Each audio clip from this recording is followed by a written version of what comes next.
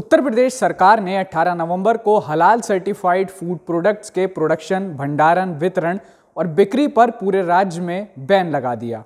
खाद्य आयुक्त कार्यालय ने आदेश जारी किया जिसमें तत्काल प्रतिबंध लगाने की बात कही गई है। हम इस वीडियो में आपको बताते हैं कि हलाल क्या है, हलाल सर्टिफिकेशन से क्या मतलब है, कानून इसे लेकर क्या कहता है और योगी सरकार के निशाने पर ये कैसे आया। तो आपको बताते हैं कि हलाल क्या है।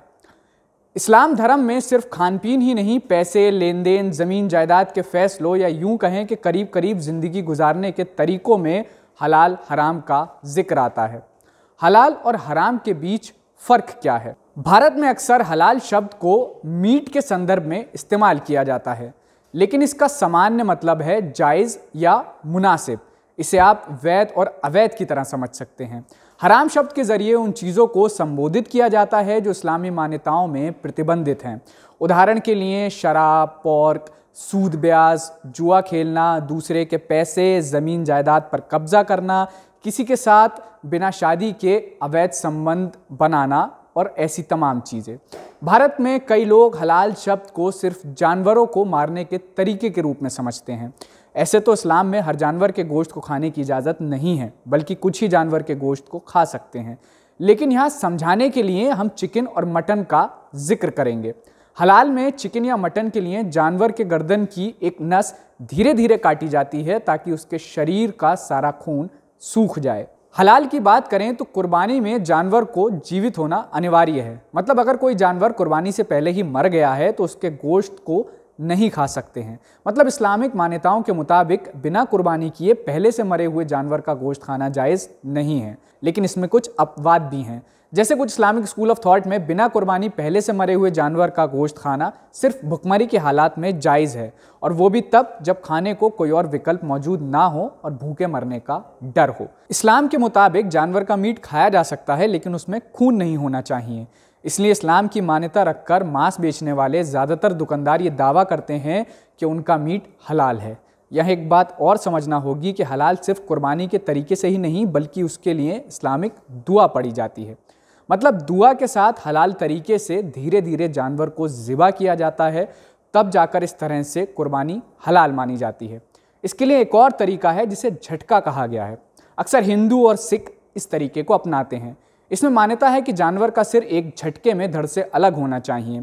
इन्हीं मान्यताओं के चलते हलाल और झटके में फ़र्क अहम हो गया है। हलाल सर्टिफाइड का क्या मतलब होता है? हलाल सर्टिफाइड का मतलब है कि प्रोडक्ट को बनाने में हलाल प्रक्रिया का पालन किया गया है। पहले केवल मांस को हलाल सर्टिफाइड के साथ बेचा जाता था, लेकिन अब दूसरे प्रोडक्ट्स को भी हलाल सर्टिफिकेट्स के साथ बेचा जाता है। कई तरह की दवाइयों और कॉस्मेटिक प्रोडक्ट्स में हलाल सर्टिफाइड लिखा जा रहा है।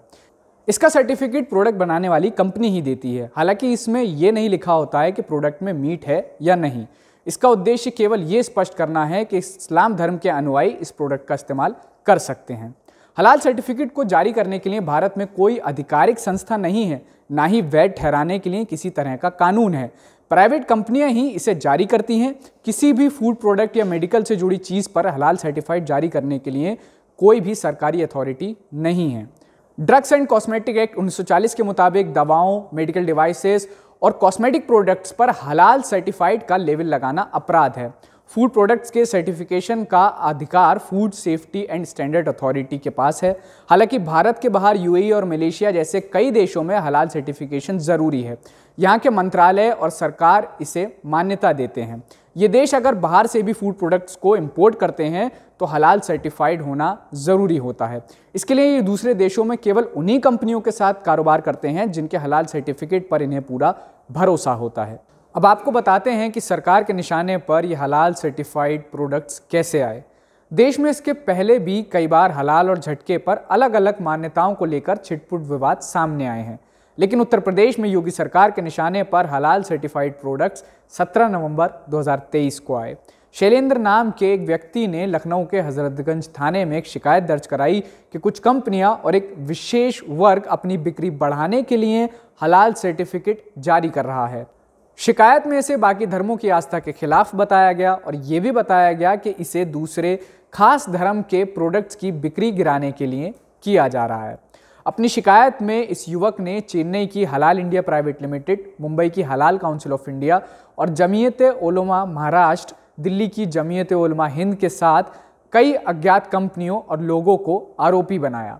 इस शिकायत के आधार पर पुलिस ने केस दर्ज कर लिया। इसके अगले ही दिन योगी सरकार ने हलाल सर्टिफाइड प्रोडक्ट्स को राज्य में तत्काल प्रभाव से बैन करने का आदेश जारी कर दिया। बैन का आदेश जारी होते ही प्रशासन भी एक्शन में आ गया। खाद्य विभाग की टीम ने मुरादाबाद में केएफसी में छापेमारी की। इसके अलावा हलाल सर्टिफाइड प्रोडक्ट्स बेचने वाले मॉल्स, सुपरमार्केट पर भी छापेमारी की गई। खाद्य विभाग की टीम ने मुजफ्फरनगर के मॉल में भी छापेमारी की, जिसमें अनाज के प्रोडक्ट्स जैसे चना, मूंगफली और राजमा पर हलाल सर्टिफिकेशन पाया गया तो इन प्रोडक्ट्स को जब्त कर लिया गया। उत्तर प्रदेश सरकार के मुताबिक हलाल सर्टिफाइड करने से न केवल फूड प्रोडक्ट्स को लेकर दुविधा की स्थिति पैदा होगी, बल्कि ये कानूनी रूप से उल्लंघन भी है।